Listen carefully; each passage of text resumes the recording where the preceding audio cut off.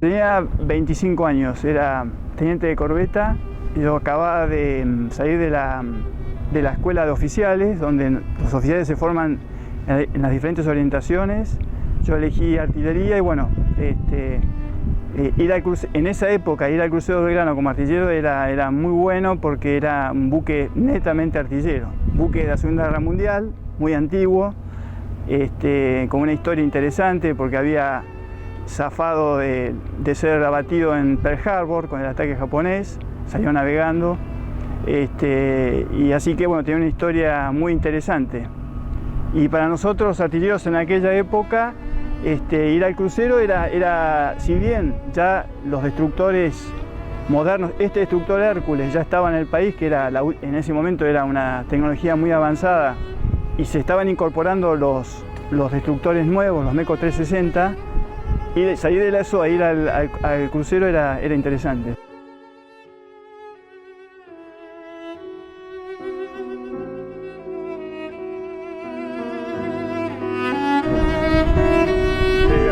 ¿Salen de acá de Puerto Belgrano? Nosotros zarpamos el 16 de abril porque el buque no participó del 2 de abril en la recuperación de las islas porque estábamos en reparaciones. Entonces la flota hizo esa operación, volvió y nosotros nos incorporamos el 16 de abril una vez finalizadas las reparaciones. Sí. ¿Ustedes eran de los que siempre supieron que iban a la guerra? Nosotros sí, por supuesto, cuando nos enteramos de la operación Rosario, ahí supusimos que, bueno, que el conflicto iba a tornarse intenso y por ende íbamos a participar. La flota estaba dividida en dos grupos de tareas. Grupo de tarea del norte de las islas estaban con el portaaviones, este destructor, el Trinidad, un destructor, el Pi, y las 3 corbetas francesas con misiles Exocet. Y nosotros en el sur estábamos con 2 destructores, Piedrabuena y Bullard, un petrolero que nos daba combustible, y formamos ese grupo de tareas. La idea del almirante Alara, que era el comandante de la flota, el 1 de mayo fue iniciar un acercamiento a la flota inglesa que se encontraba al este de Malvinas. Se creía que en ese momento se estimaba que podían a producirse un desembarco, y la idea era atacar a la flota británica en el mar. Entonces ellos atacaban por el norte, primero con una operación aeronaval, con los A4 con bombas, los A4U que estaban en el portaaviones, y nosotros por el sur era una manera de retención. Si bien nuestro grupo tenía los 2 destructores con misiles Exocet, el crucero no los tenía, así que era un buque netamente artillero. La idea era, si algún buque de ellos se desprendía por el sur, era atacarlos en ese lugar. Bueno, como todos saben, lo que ocurrió básicamente fue que no hubo viento para poder lanzar el ataque aeronaval, con lo cual el almirante decide retrotraer las fuerzas para esperar una mejor oportunidad, y en ese interín, el 2 de mayo, nos ataca el submarino Conqueror, produciendo el hundimiento del crucero. Eso es un poco rápido para que la gente más o menos esté ubicada qué hacíamos y por qué estábamos en ese lugar.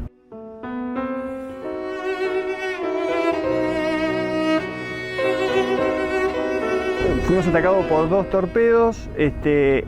Nosotros, la verdad, que estamos aquí de casualidad porque el torpedo pegó en 2. El que pegó primero en el centro, que fue el que produjo muchas víctimas, porque explotó cerca de los Sollados, donde había mucha gente, y el segundo torpedo, que pegó en la proa, pegó a escasos 10 metros de donde estaba toda la pólvora del buque. Si llegaba a pegar en ese lugar, desaparecía el buque, como le ocurrió al Hood en la Segunda Guerra Mundial, que una granada le entró en la Santa Bárbara, el buque voló y quedaron 2 tripulantes de toda la dotación.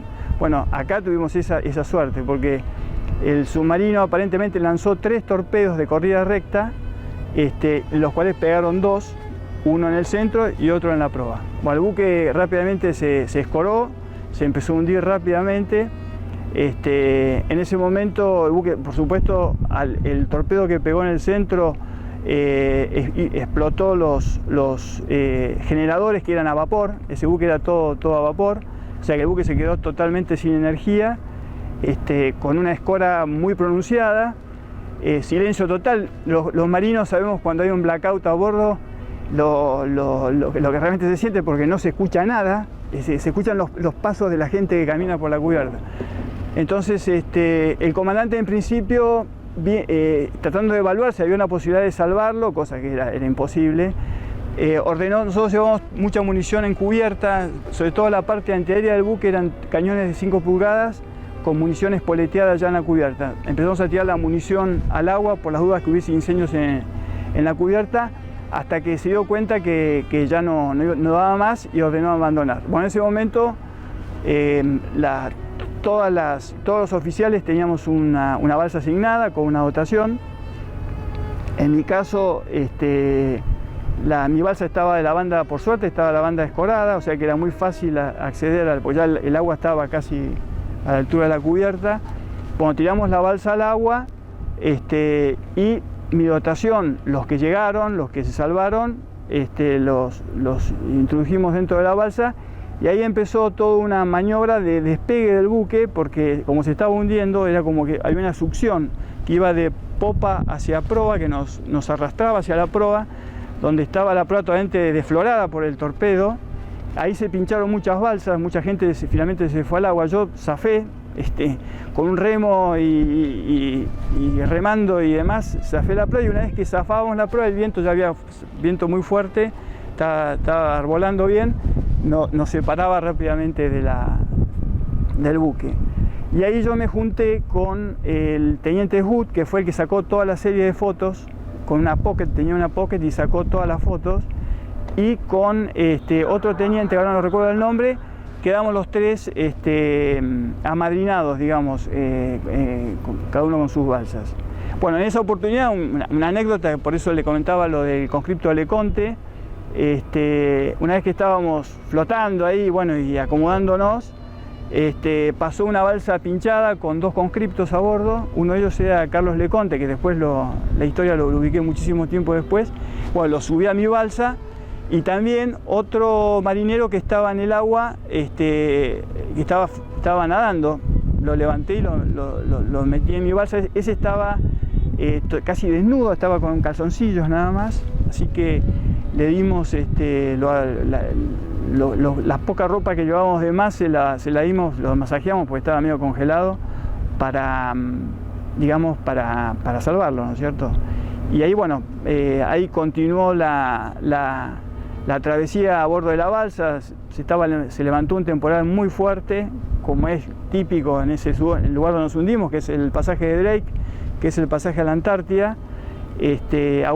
Aparentemente estábamos a unas 60 millas al sudeste de la Isla de los Estados, el lugar donde nos hundimos.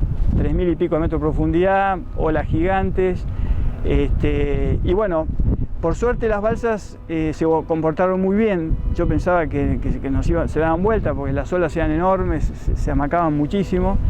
Y ahí derivamos durante esa noche y parte del día siguiente unas 60 millas hacia el sudeste, o sea, hacia la Antártida, por la velocidad de la corriente y el temporal, ¿no es cierto?, nos fue llevando.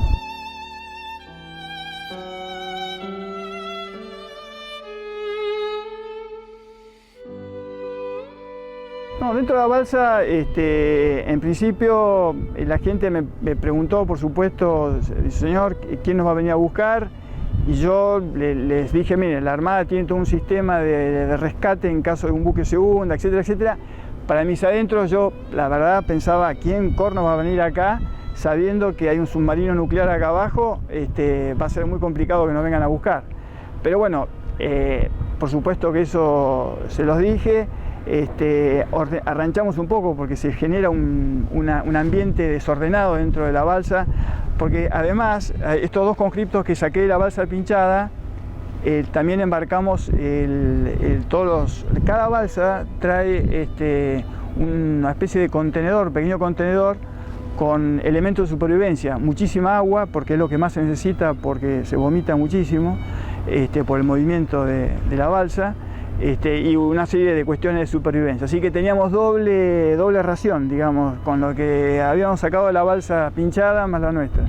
Así que tratamos de acomodarnos de la mejor manera posible. En un momento determinado no se me había inflado el piso de la balsa, y uno empezó a hacer alguna maniobra y le dije, no toque nada, porque si nos llega a desinflar la balsa esta, nos vamos todos al fondo. Así que quedamos con el piso desinflado, lo cual era bastante incómodo porque el agua estaba helada y se nos congelaba la cola, digamos, ¿no es cierto? Así que hay que tener en cuenta que el agua tenía un grado de temperatura, una cosa por el estilo, así que en ese sentido era complicado.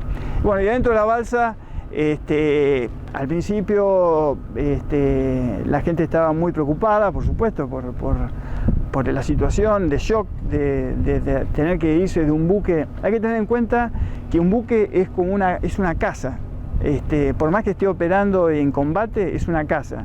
Nosotros habíamos almorzado, habíamos comido bifes con papas fritas, por más que el riesgo ocurría, pero es así, la vida en el mar es así. Entonces, pasar de un estado de bienestar, entre comillas, más allá del estrés que había por la situación que vivíamos de estar en un conflicto, pasar de ese lugar a estar en una balsa, en el Drake, flotando con un grado de temperatura del agua, el shock es importante, por eso estábamos todos choqueados en alguna medida. Pero bueno, en el caso mío, que yo era el comandante de la balsa, no podía decaer, así que en un momento les dije, bueno, vamos a contar algún chiste, a alguien que se le ocurra, para amenizar, y por supuesto que no hubo, porque la verdad es que el movimiento de la balsa es muy intenso ahí, con las olas, y hay un mareo, hay una sensación digamos, de mareo intensa, hasta que uno se acostumbra. Así que todo el mundo, bueno, devolvía, vomitaba y demás, así que no había muchos ánimos para andar contando chistes, ¿no? Sí. ¿Siguieron en la balsa sí. cuántos días? Estuvimos 30 y pico de horas. El tema es, al día cuando amaneció, bueno, la noche la pasamos de esa manera, con la balsa escorándose cada hora que venía, nos rompía la rompiente arriba del techo que se aplastaba, bueno, una situación bastante preocupante en ese momento. Y cuando amanece al día siguiente, porque era un dormitar, ¿no es cierto? Era despertarse, dormirse un poquito. Bueno, yo me asomo por la puerta que tiene la balsa y lo único que veía eran unas enormes olas gigantes y no había nada. Digo, estamos solos absolutamente. Hasta que hago un giro así y veo que estaba la balsa todavía de Hood, estábamos amarrinados con un cabo, así que los dos permanecimos juntos hasta que nos rescataron. La cuestión es que pensábamos, yo empecé a hablar con él y me dijo, mira, la verdad es que no veo a nadie por acá, estaríamos solos totalmente, no había quedado nadie. Y cuando aparece el primer avión, yo creo que fue al mediodía, calculo, del día siguiente, aparece el Neptune, que fue el que nos descubrió, empezamos a tirar bengalas, porque las balsas llevan bengalas de señalización.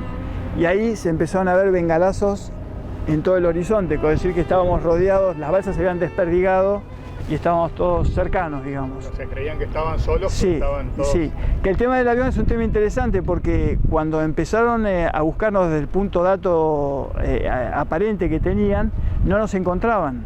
El Neptune hizo todo un sistema de búsqueda que tiene la Armada y la aviación para detectar cosas perdidas, objetos perdidos, y no nos encontraban. Y yo tenía un compañero mío a bordo, aviador naval, Andersen, que fue el que le dijo al comandante, miren, si nos acaba el tiempo de permanencia en zona tenemos que volver. Y el comandante le dijo, y no encontraban nada, no había nada, dije, no puede ser que no haya quedado nadie. Dijo, bueno, hagamos 5 minutos en rumbo sudeste y nos volvemos. A los 5 minutos, cuando estaban por pegar la vuelta, aparece la primera balsa en el radar del avión y ahí hicieron un sobrevuelo rápido, ahí se dieron cuenta que había y volvieron porque se sacaba el combustible a Río Grande. Y ahí mandaron los Fokker, otros aviones de la Armada, que fueron y ya con el punto de dato mucho más preciso, nos sobrevolaron. Y ahí, bueno, ahí empezó el ánimo a levantarse porque decía, bueno, nos encontraron, quiere decir que nos van a venir a buscar. Y bueno, horas más tarde aparecen los destructores, el Piedrabuena y el Bullard, que nos venían a rescatar. A nosotros nos rescató el destructor Piedrabuena. Sí. Estuvieron a 5 minutos de que dejaran de buscarlo.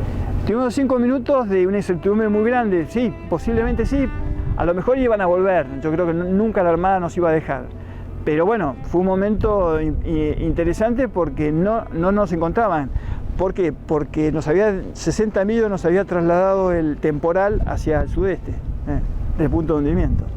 O sea, y usted con la sensación en la balsa que tenían todos, pero tratando de darle el ánimo. Sí, por supuesto.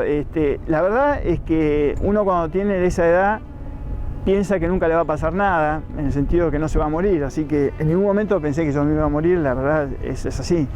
Y además se produce una rara sensación de que yo creo que es por la supervivencia, que lo único que piensa es en resolver las cosas que uno tiene ahí, ¿no es cierto? Que no se me desinfle la balsa, que la gente esté bien, etcétera, etcétera. Así que una vez que apareció el avión, ya dije, bueno, ya van a... Y una vez que pasaron los destructores, listo, ya está. Así que por la noche, no me acuerdo exactamente qué hora, ya estábamos al lado del destructor que iba recuperando varias balsas y nos rescataron. La alegría fue como un estallido, algo que estaba reprimido en nuestros corazones, esa angustia, lágrimas de alegría, ¿no? Y eso que los marinos somos duros, no estamos acostumbrados a esto.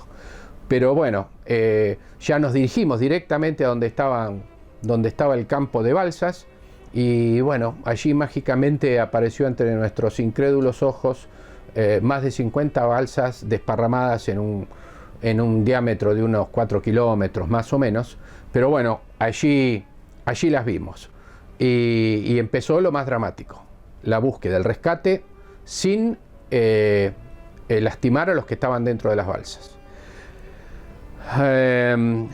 Los buques empezamos a acercarnos a cada una de las balsas muy lentamente, porque el buque al lado de una balsa es algo con unas dimensiones increíbles. La balsa no tiene comando. No tiene ningún tipo de comando, va simplemente a la deriva, así que nos acercábamos muy lentamente. Esto, ¿por qué aclaro de lentamente? Porque llevó mucho tiempo la recuperación, prácticamente 2 días. ¿Por qué? Porque había que acercarse muy despacio porque un golpe del buque sobre la balsa podía producir un desastre. Entonces, bueno, nos acercábamos, la tomábamos con grampines, la enganchábamos a la balsa y allí con una escala de gato, que es una escala con escalones de madera y sogas, íbamos levantando a los que estaban dentro de las balsas. Uno por uno. Uno por uno.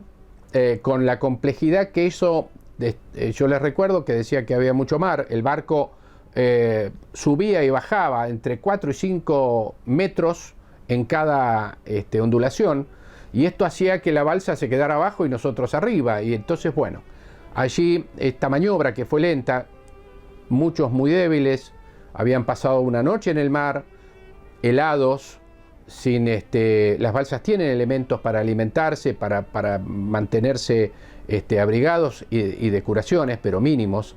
Muchos de esos muy heridos.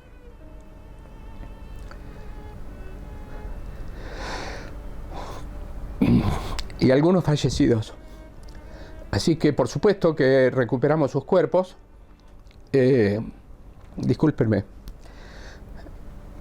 Por supuesto que recuperamos sus cuerpos, que eran muy valiosos para nosotros, llevarlos de regreso a su patria.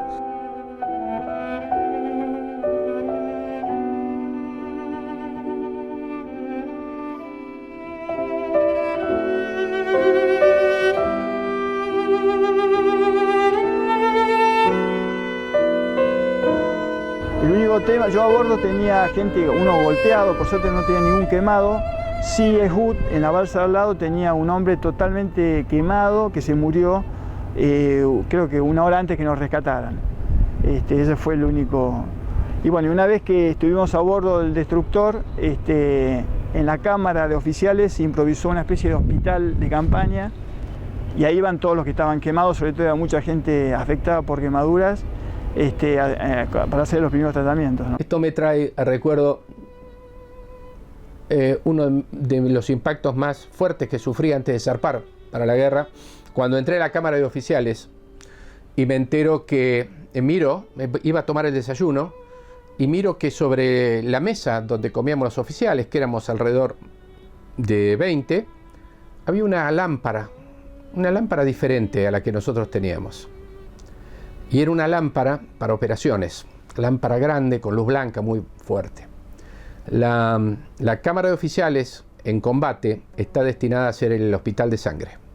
Todos los heridos son llevados para su atención a la cámara de oficiales. Allí el quirófano es justamente la mesa donde nosotros comíamos, y la lámpara esa es la que iluminaba las operaciones que hacían los médicos a bordo. ¿Cómo lo rescatan a usted? Se acerca el destructor, por el costado había un problema porque había mucha onda, o sea, en un momento estábamos a la altura de la borda y en otro momento estábamos a 8 metros abajo, o sea, era todo un tema. Entonces los buques, se acercaba al buque, paraba máquinas, empezaba a rolar, era todo un bastante dificultoso. Nos tiraban un cabo, se lo atábamos a la gente y ahí una vez que estaba arriba de la balsa tiraban y así uno por uno fueron sacando todos los tripulantes, y el último me rescataron a mí. En mi balsa fui el último en embarcar en el destructor. Hubo casos, digamos, anécdotas graciosas. Un buzo de salvamento se tiró al agua para tratar de ayudar en la maniobra, y finalmente derivó y se subió a otra balsa y creo que lo rescató otro buque al día siguiente, no sé.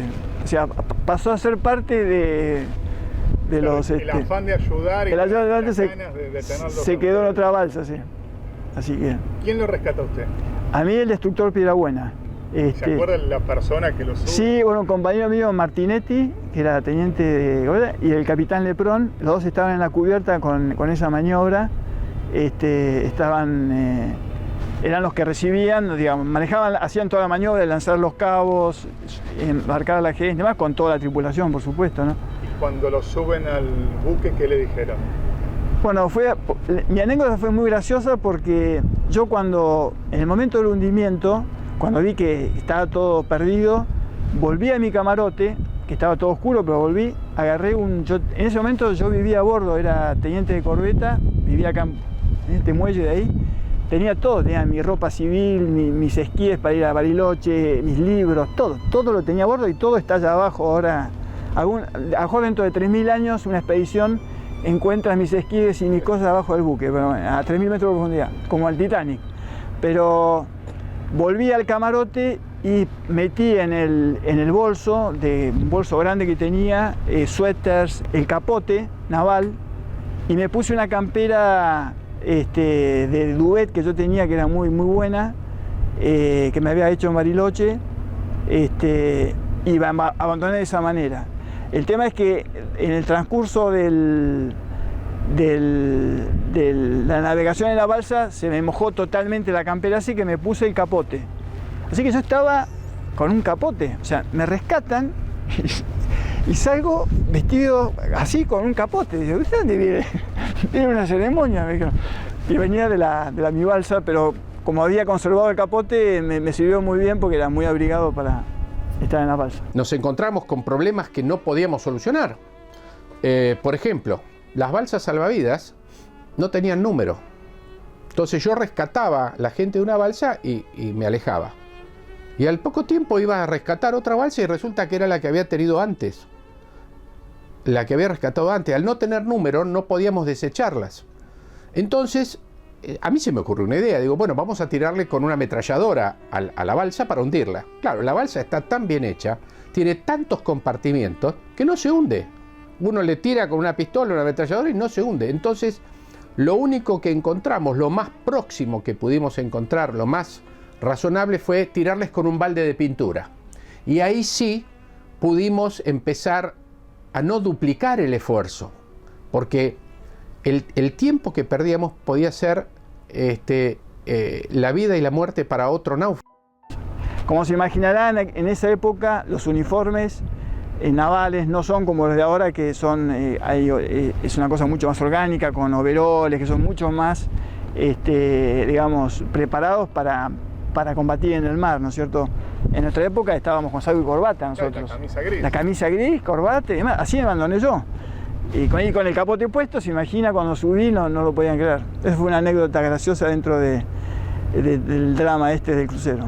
Y arriba del destructor el ánimo, me imagino, era otro. Y arriba del destructor era toda una preocupación, porque de ahí salimos hacia Ushuaia, una vez que terminamos con la tarea de rescate, haciendo zigzag de piernas cortas por medidas antitorpedo, porque la verdad es que no se sabía si podíamos recibir un nuevo ataque del submarino. Eso la verdad es que no se sabía. El miedo, me imagino. Sí, sí, más que nada la preocupación. Ya una vez pasado el tema del crucero, miedo ya no existe más, no existía más. O sea, la verdad es que... Pero bueno, la realidad también es que nosotros pudimos sobrevivir gracias a que estábamos en el crucero. Porque esos torpedos pegados en un buque como este o con un destructor de esa época desaparece de la faz del mar, ¿no es cierto? Y o sea, arriba del destructor vienen a Puerto Belgrano. No, vamos a Ushuaia, ahí había preparado un centro para recibir a los náufragos y ahí nos embarcan en aviones de la Armada y nos trajeron acá a Puerto Belgrano. Y de ahí, bueno, de ahí me fui a mi casa.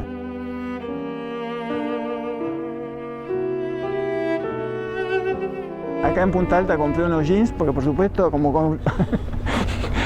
comenté, mi ropa había quedado toda en el crucero a 3.000 metros bajo el agua, así que tuve que probarme de ropa civil para poder viajar a Buenos Aires. Me fui en ómnibus a Buenos Aires. Así que eso es un poco la historia. Ojo, no quiero, o sea, le quiero sacar dramatismo, yo no quiero que crean que fue un chiste, al contrario. Murió muchísima gente, muchos marinos se quedaron allá como custodios, así que no le quiero quitar dramatismo al tema.